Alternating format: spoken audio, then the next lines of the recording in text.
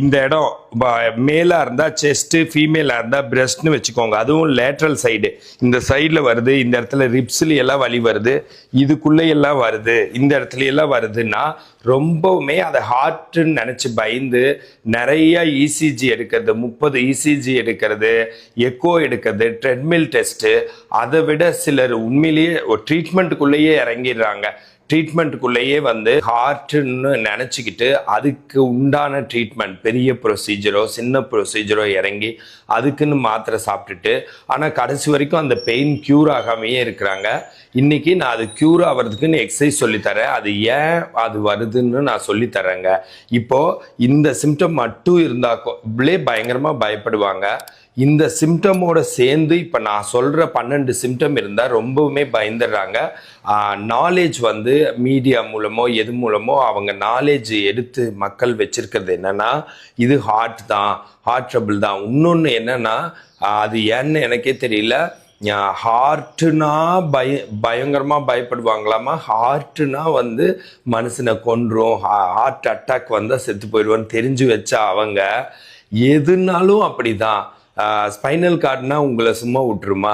இல்லை வந்து வேற கல்லீரல்னா ஒன்றும் பண்ணாதா? கிட்னினா ஒன்றும் பண்ணாதா? இல்லை மூளையில் ஏதாச்சுன்னா ஒன்றும் பண்ணாதா? இல்லை ஒரு சாதாரண விஷயம் கூட வச்சுக்கோங்களேன், ஒரு செப்டிக் ஆகுது, ஒரு சுண்டு விரல்ல புண்ணாகுது, அது கூட தான் நம்மளை உயிரை எடுக்கிற அளவுக்கு இது இருக்கும். ஸோ எதுக்குமே வந்து இதுதான் அதுதான் இந்த உறுப்பு மட்டும்தான் உங்களை வந்து வாழ்க்கை இழக்க வைக்கும் அப்படி கிடையாது.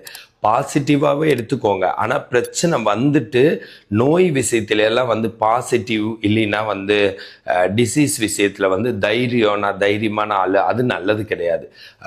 எக்ஸாக்டாக காரணம் என்னன்னு தெரிஞ்சு அதுக்கேற்ற ஸ்டெப்ஸை எடுக்கணுமே தவிர தைரியமாக எனக்கு இருக்கட்டும் பார்த்துக்கலாம் அப்படின்னா நோய் தான் ஜெயிக்கும். எப்போவுமே தெரிஞ்சு வச்சுக்கோங்க, நோயை எதிர்த்து போராடி நம்ம அதை வெளியில் வந்தால் நம்ம தப்பிக்கலாம். அதே மாதிரி நோயை கண்டு பயந்து அதுக்கு ஸ்டெப் எடுத்தால் தப்பிக்கலாம். 2 விஷயத்தில் சுத்தமாக தப்பிக்க முடியாது. நோயை கண்டு பயந்துக்கிட்டே ஒரு ஸ்டெப்பு எடுக்காமல் உட்கார்ந்துருக்கிறது, இல்லைன்னா அதை பயந்துட்டு என்னன்னு தெரிஞ்சுக்கிறதுல மட்டும் ஆர்வம் காட்டுறது, இது இவங்களுக்கு கண்டிப்பாக நோய் சரியாவது, நோய் தான் ஜெயிக்கும். இன்னொன்று, நோயை கண்டு பயப்படாமல், நோயெல்லாம் அதெல்லாம் எதுக்கு, ஆஸ்பத்திரிக்கே போகக்கூடாது, அதெல்லாம் இருந்துட்டு போகுது, அதெல்லாம் நம்ம கண்டுக்கிட்டா தான் நோய், கண்டுக்கலினா நோய் இல்லை அப்படின்னா ஒரு உண்மையாலும் வலிச்சா தானே நீங்கள் அதை ஃபீல் பண்ணுறீங்க. வலிக்கிறத போய் கண்டுக்காமல் எப்படி இருக்க முடியும்?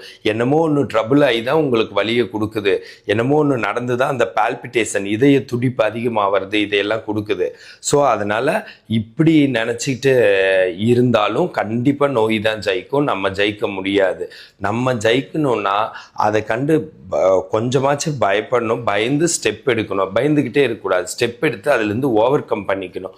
ஓவர் கம் பண்ணிட்டு நம்ம வந்து நிம்மதியாக ஜாலியாக இருக்கலாம்னு வச்சுக்கோங்களேன். ஸோ இப்போ இந்த சிம்டம் எல்லாம் எதில் வருதுன்னா, இப்போ இதுக்கான இன்னைக்கு இந்த சிம்டம் போகிறதுக்கு கூட நான் எக்ஸசைஸ் சொல்லித்தரேன். எதில் வருதுன்னு கேட்டால், நான் இப்போ நிறைய சிம்டம் சொல்லிடுறேன். அது எல்லாமே சர்வைக்கல் ப்ராப்ளம்னால வருது. இப்போ இங்கே வலியெல்லாம் சொல்லிட்டுனா, அதை தவிர பால்பிட்டேஷன், இந்த இடத்துல சும்மா டக் டக் டக்னு அடிக்கிற மாதிரி இருக்கும், அதெல்லாம் பெயின் ரிலேட்டட், அதெல்லாம் ஒன் ஆஃப் த சிம்டம் வந்து சர்வைக்கலோட சிம்டம்.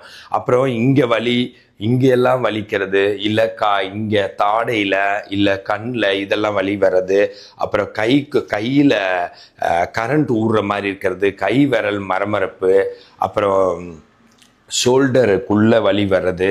அதை தவிர என்னன்னு கேட்டால் இங்கே ஸ்டெர்னோக்ளைடம் மாஸ்டர்டபீசியஸ், இந்த மசிலில் வலி வர்றது. அதுக்கப்புறம் கொஞ்சம் ஸ்கேப்புலா, கீழே ஸ்கேப்புலாவில் பெயின் வருது, அந்த பெயின் ரேடியேட் ஆகி முன்னாடி செஸ்ட்டுக்கோ பிரெஸ்ட்டுக்கோ வருது. அப்புறம் இந்த சைடில் அமுத்துனா வலிக்கும், டெண்டர்னஸ், அதெல்லாம் வந்து இந்த இன்ஃப்ளமேஷன் வர்றதுனால வலிக்கிறது. அப்புறம் ஷோல்டரில் அதே மாதிரி மேலே வரைக்கும் தூக்குனா வலி, சைடில் கொண்டு போய் காது வரைக்கும் தூக்குனா வலி, பின்னாடி கொண்டு போய் அடுத்த முழங்கை பிடிச்சா வலி, நைட் இந்த பக்கம் திரும்பி படுத்தா அம்மா போடுற இடத்துல வலி, அந்த மாதிரி வருது. இப்போ நான் சொன்ன 4 சிம்டம் வந்து ஃப்ரோசன் ஷோல்டர், அடெசிவ் கேப்சுலைட்டிஸ் ஆர் பெரியாத்ரைட்டிஸ்னால வருது.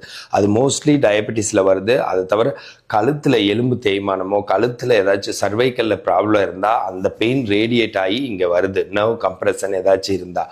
ஸோ இந்த மாதிரியும் அதை தவிர இப்போ நான் பழசு சொன்ன எல்லா சிம்டமுமே இந்த இங்கே வலிக்கிறது, தலையில் வலிக்கிறது, ஒரு பக்க தலைவலி, இது எல்லாமே எதோட கலந்துருக்குன்னா சர்வைக்கலோட தாங்க கலந்துருக்கு. மோஸ்ட்லி 95% அப்படி தான் இருக்குது. சர்வைக்கலோடனா நம்மளோட C1 C2 C3 C4 C5 C6 C7 இருக்குல்லங்க, அதுக்குள்ள ஜவ்வு வீங்கிறது, ஜவ்வு ஹெர்னியேஷன், அதாவது அது பிரிங்கிட்டு தண்ணி எல்லாம் வெளியில் வந்துடுது, ஜவ்வு விலகிறது, டிஸ்க்கு ப்ரொலாப்ஸு, டிஸ்க் பல்ஜு, அதை தவிர டிஸ்க் ப்ரொட்ரூஷன், ஜவ்வு தொத்திட்டு இருக்கிறது, அது தவிர இது டீஜெனரேட்டிவ் சேஞ்ச் ஆகி எலும்பு தேய்மானம் ஆகி அதனோட இடைவெளி எல்லாம் கம்மியாகிறது. அதனால் அது வழியாக போகிற நரம்பு அமுத்துறது, ஃபொராமன் ஓட்டையெல்லாம் இருக்கும், நரம்பு போகிற ஓட்டை அதெல்லாமே சின்னதாகிடுது.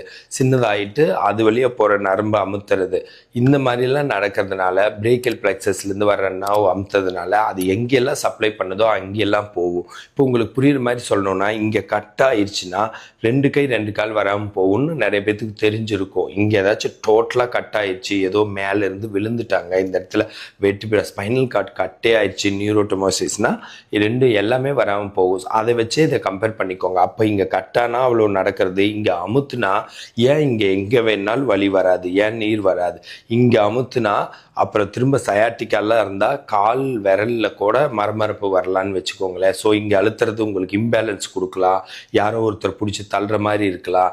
இங்கே அமுத்துறதே உங்களுக்கு ஈவன் இங்கே ப்ராப்ளம்னா நம்மளோட bowel and bladder, urine and toilet விஷயத்தில் கூட அது இன்ஃப்ளூயன்ஸ் பண்ண முடியும், அதில் கூட பிரச்சனைகள் வரும். அதனால் இதை ஹார்ட்டுங்கிறது ஒரு லோக்கலைஸ்டாக ஒரு இடத்துக்கு, அதுக்கும் மேலே பல மடங்கு மேலே தான் இந்த ஸ்பைனல் கார்டுங்கிறது. அப்புறம் ஸ்பைனல் கார்டு ஹார்ட் இல்லைங்க சார், ஸ்பைனல் கார்டு தானே அப்படின்ட்டு அடுத்த நாளே வேலையை பார்க்க போயிடுது. அப்படி கிடையவே கிடையாது. ஹார்ட் மட்டும்தான் உங்களை எதுவும் பண்ணுமா என்ன, ஸ்பைனல் கார்டும் பயங்கர பிரச்சனைகள் பண்ணி விட்டுரும். நோய் விஷயத்தில் அசால்ட்டு காட்டவே காட்டாதீங்க. உண்மையிலேயே சொல்கிறேன், எந்த விஷயத்துலையுமே காட்ட முடியாது. நம்ம கடன் வாங்கினா கூட தான் நல்லா இருக்க மாட்டோம், ஓவராக நம்ம தேவைக்கேற்றதை விட செலவு பண்ணால் கூட நல்லா இருக்க மாட்டோம். அதே மாதிரியே நிறைய இடத்துல போய் சண்டை போட்டால் கூட தான் நம்மளுக்கு பிரச்சனை பெருசாக வரும். இல்லை நம்ம லீகல் படி நடந்துக்கலினா கூட தான் நம்ம கோர்ட்டு கேஸுன்னு அலைய வேண்டியதாக இருக்குது. இப்படி தான் எல்லாமே கேர்ஃபுல்லாக இருந்து தான் வாழ வேண்டியதாக இருக்குது, இல்லைன்னா நம்ம வாழவே முடியாது. ஸோ இதில் அதே தான் நோய்க்கும். நோய் ஆரம்பத்திலேயே அதை ஆரம்பத்திலே பார்த்துக்கணுங்கிறது மட்டும் வச்சுக்கோங்க. சின்ன செலவில் சின்னதாக அது சரியாக போயிடும். ஸோ இப்போ இந்த மாதிரிலாம் கழுத்தில் எலும்பு தேய்மானமோ ஜவ்வு வீங்கி விலகி நரம்பு அழுத்திட்டு இருந்தாலோ இல்லை ஃப்ரோசன் ஷோல்டராக இருந்தாலோ இந்த பெயின் எல்லாம் வரும், இந்த இடத்துல வரும். அதை நான் சொல்லிட்டேன். அதுக்கான எக்ஸசைஸ் இப்படி ரொட்டேஷன் கிளாக் வைஸ் 7 தடவை, ரொட்டேஷன் ஆன்டி கிளாக் வைஸ் 7 தடவை, அப்புறம் இது 7 தடவை, ஷோல்டர் பிரேசிங் எக்ஸசைஸ் 7 தடவை. இது எல்லாமே ஷோல்டருக்கும் கழுத்துக்கும் சேர்ந்து ரொம்ப நல்லாயிருக்கும். அப்புறம் இந்த மாதிரி பண்ணுறது 1 2 3 4 5 6 7 8 9 10 கீழே எலிவேஷன் டிப்ரெஷன் 10 வரைக்கும், திரும்ப மேலே தூக்குறது 10 வரைக்கும், கீழே போடுறது 10 வரைக்கும், திரும்ப மேலே தூக்குறது 10 வரைக்கும், கீழே போடுறது 10 வரைக்கும். இந்த மாதிரி செய்யணும். இப்படியெல்லாம் செய்கிறப்போ இந்த இடத்துல சர்க்குலேஷன்லாம் அதிகமாகி அந்த இடத்துல இருக்க நீரெல்லாம் இந்த இடத்துல தான் லிம்ஃபேட்டிக் ட்ரைனேஜ் இருக்குது. அந்த லிம்ஃபேட்டிக் ட்ரைனேஜ் வழியாகவும் அப்புறம் இன்னும் வேறு ட்ரைனேஜ் வழியாகவும் போயிடும். சரிங்களா? அப்புறம் ஸ்ட்ரெஸ் ஃப்ரீயாக இருக்கணும். இதெல்லாமே ஸ்ட்ரெஸ்னால தான் வருது. கொஞ்சம் பழங்கள் காய்கறிகள் அதிகமாக எடுத்துக்கணும், நல்லா தூங்கணும். இந்த மாதிரி பழக்கமெல்லாம் ஃபாலோ பண்ணுங்கள். ஃபிசியோதெரப்பி கன்சல்டேஷன் வேணால் எனக்கு கால் பண்ணுங்கள். This Prakash physiotherapist.